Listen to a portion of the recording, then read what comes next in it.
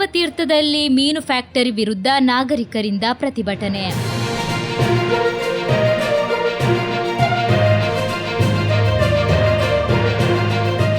ಕಳೆದ 8 ವರ್ಷಗಳಿಂದ ನಿರಂತರ ಜಲ ಮತ್ತು ವಾಯು ಮಾಲಿನ್ಯಕ್ಕೆ ಕಾರಣವಾಗಿ ಜನವಾಸಕ್ಕೆ ಅಪಾಯಕಾರಿಯಾಗಿ ಕಾರ್ಯಾಚರಿಸುತ್ತಿರುವ ಯುನೈಟೆಡ್ ಸೀಫುಡ್ ಫ್ಯಾಕ್ಟರಿ ವಿರುದ್ಧ ಊರ ಸಾರ್ವಜನಿಕರು ಫ್ಯಾಕ್ಟರಿ ಮುಂಭಾಗದಲ್ಲಿ ಪ್ರತಿಭಟನೆ ಮಾಡಿದರು.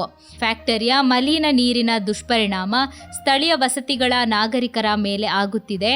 ಸೂಕ್ತ ನಿಯಮಗಳನ್ನು ಪಾಲಿಸುತ್ತಿಲ್ಲ. ಎಡೆಬಿಡದೆ ತ್ಯಾಜ್ಯ ನೀರಿನ ವಾಸನೆ ಸುತ್ತಮುತ್ತಲ ಜನರಿಗೆ ರೋಗ ಭೀತಿ ಉಂಟು ಮಾಡುತ್ತಿದೆ. ಈ ಬಗ್ಗೆ ಹಲವು ಕಾಲದಿಂದ ಪಂಚಾಯಿತಿಗೆ ದೂರು ಸಲ್ಲಿಸಿದರೂ ಕೂಡ ಯಾವುದೇ ಸ್ಪಂದನೆಗಳು ದೊರೆತಿಲ್ಲ. ಫ್ಯಾಕ್ಟರಿಯ ಕಾರ್ಯನಿರ್ವಹಣೆಯಲ್ಲಿಯೂ ಯಾವುದೇ ಬದಲಾವಣೆಯೂ ಆಗಲಿಲ್ಲ. ಆದ್ದರಿಂದ ಈ ಫ್ಯಾಕ್ಟರಿಯನ್ನು ಮುಚ್ಚುವುದು ಇಲ್ಲವೇ ಸ್ಥಳಾಂತರ ಮಾಡುವ ಅಹವಾಲನ್ನು ಸ್ಥಳೀಯ ನಾಗರಿಕರು ಈ ಸಂದರ್ಭದಲ್ಲಿ ಪ್ರಸ್ತಾಪಿಸಿದರು. ಒಂದು ವೇಳೆ ಸೂಕ್ತ ಪರಿಹಾರ ಕ್ರಮ ದೊರೆಯದಿದ್ದಲ್ಲಿ ನಿರಂತರ ಪ್ರತಿಭಟನೆ ಮತ್ತು ಕಾನೂನು ಹೋರಾಟದ ಎಚ್ಚರಿಕೆಯನ್ನು ನೀಡಿದರು. ಕಮಾಂಡರ್ ವಿಜಯ್ ಕುಮಾರ್, ಪಂಚಾಯತ್ ಸದಸ್ಯರು ಭವೇಶ್ ಬಂಗೇರ ಮತ್ತು ಊರ ನಾಗರಿಕರು ಈ ಸಂದರ್ಭದಲ್ಲಿ ಉಪಸ್ಥಿತರಿದ್ದರು. ಮಂಜೇಶ್ವರ ಪೊಲೀಸ್ ಇಲಾಖೆ ಅಧಿಕಾರಿಗಳು ಸಹಕರಿಸಿದರು.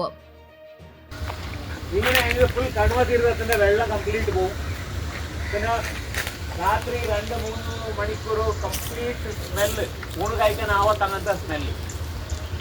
ഹൈക്കോർട്ട് പോയിട്ടുണ്ട് ഞങ്ങൾ.